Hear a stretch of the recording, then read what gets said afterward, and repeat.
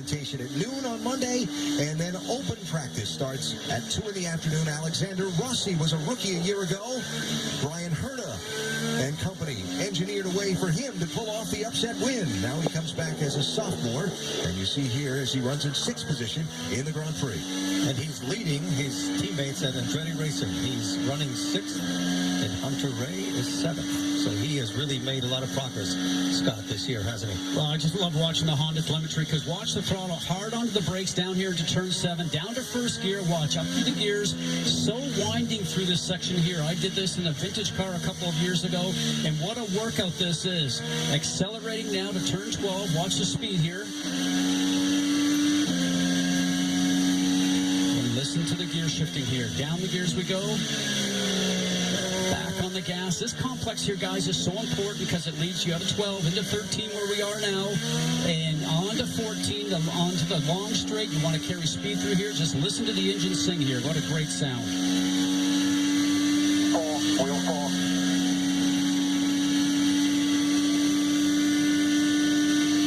That's the sound of 187 miles an hour. And look at what it goes down to. Yeah. He's taking that right-hand corner at 60 miles an hour. In first gear. Yeah.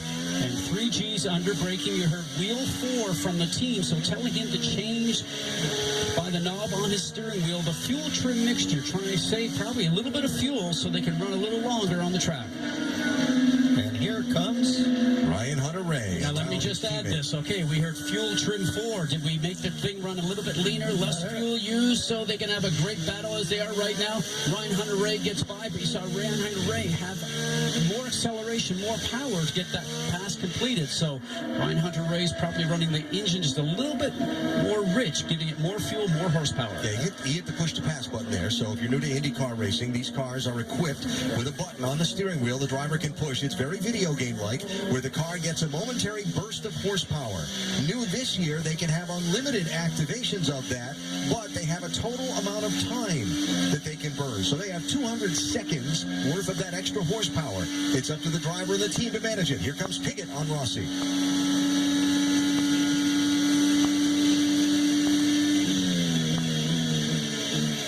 that point in the race where the engineers are almost setting the pace of their car. They're saying we have to make an extra lap, so you're going to have to use a little less fuel. And I think that's, as you said, what just happened with Rossi. And also, I think when Hunter Ray was passing Rossi, he was kind of telling him, I'm the boss here.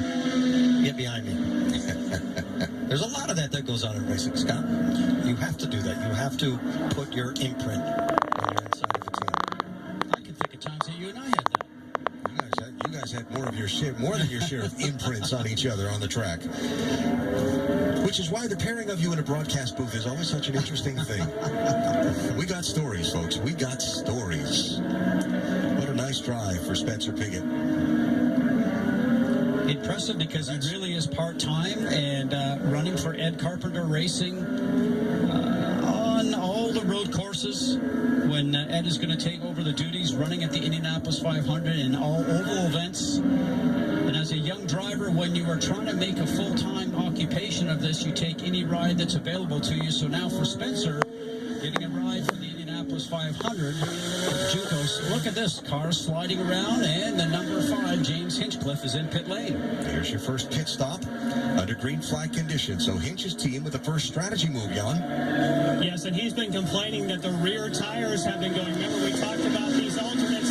They don't have much longevity experience out on the racetrack. They're going to make a tire pressure change, and there was a little bit of a slow right front lug nut. They had to go back up on the jack again. So not only does James Hinchcliffe have a car he's not happy with, now he's just lost some time in the pits.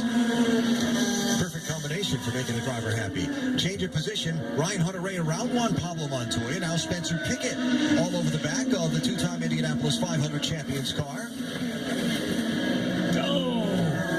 A difficult pass and a difficult area to pass in turn 12 there. That was nicely done. And surprisingly, really no resistance for Juan Pablo Montoya. None at all. Piggott is on a roll. He has to keep up with Hunter Ray. If he can keep up with Hunter Ray will get to the front. Simon Pagenaud around Alexander Rossi, or positioning himself to do so. Turn 1.